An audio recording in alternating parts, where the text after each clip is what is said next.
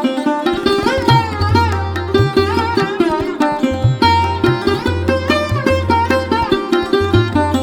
நான் மிளகு ரசம் பண்ணியிருக்கேன்.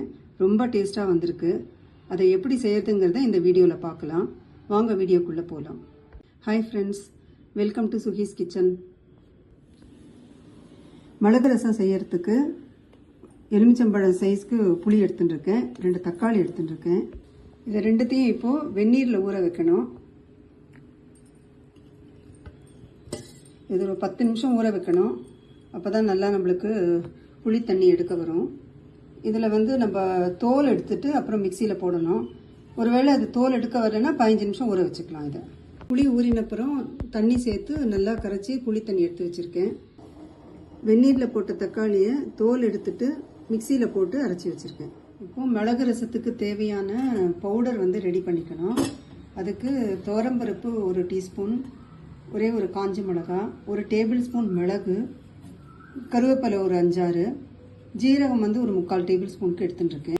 இதையெல்லாம் கொஞ்சம் லைட்டாக சூடு பண்ணிவிட்டு அப்புறமா பவுடர் பண்ணணும். இப்போ துவரம்பருப்பு, மிளகா இதை கொஞ்சம் லேசாக வறுத்துக்கலாம். எண்ணெய் எல்லாம் சேர்க்க வேண்டாம். பருப்பு கொஞ்சம் சூடானா போதும், செவக்கெல்லாம் வறுக்க வேண்டாம். கொஞ்சம் லைட்டாக வாசனை வரும். இப்போ கொஞ்சம் சூடாகிடுத்து. இப்போ இதில் மிளகு சேர்த்துடலாம்.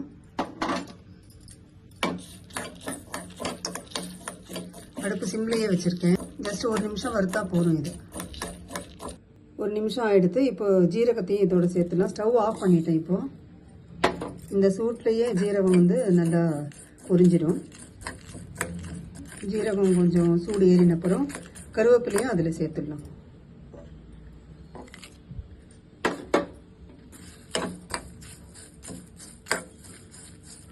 இந்த அளவுக்கு கொரகொரப்பாக இருக்கணும், நைஸாக அரைக்கக்கூடாது. புளித்தண்ணியை முதல்ல கொதிக்க விடணும் ஒரு 5 நிமிஷம். அதில் கட்டி பெருங்காயம் ஒரு சின்ன பீஸ் போடுறேன்.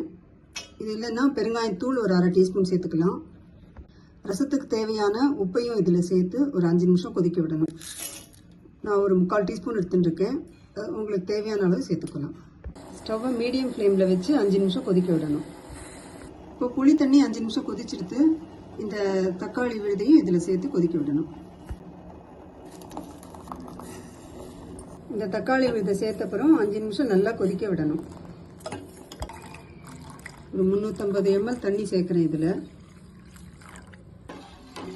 இந்த அளவுக்கு சேர்த்தா போதும். ஆனால் நீங்கள் டேஸ்ட் பார்த்துட்டு உங்களுக்கு கொஞ்சம் புளிப்பாக இருக்கிற மாதிரி இருந்ததுன்னா கொஞ்சமாக தண்ணி சேர்த்துக்கலாம். தண்ணி சேர்த்தப்புறம் இந்த மாதிரி கொதிக்கணும். கொதிக்கும்போது இந்த பவுடரை நம்ம அதில் சேர்த்துடணும். மிளகு ஜீரக பவுடரை. அடுப்பை முதல்ல சிம்மில் வச்சுக்கணும். ஏன்னா இது போட்ட உடனே பொங்கி வந்துடும். அடுப்பை சிம்மில் வச்சுட்டு இதை தூவி விடணும்.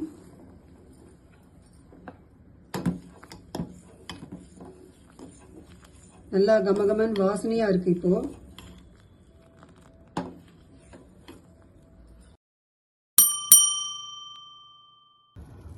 பவுடர் போட்ட உடனே ஸ்டவ்வை ஹையில் வைக்கணும். அப்போ இந்த மாதிரி பொங்கி வரும். இப்போது கொத்தமல்லி தழையை தூவிட்டு ஆஃப் பண்ணிடலாம். ரொம்ப கொதிக்க விடக்கூடாது. பவுடர் போட்டப்புறம் இந்த மாதிரி ஒரு தடவை பொங்கி வந்தாலே போதும். ரொம்ப கொதிக்க விட்டால் வாசனை இருக்காது.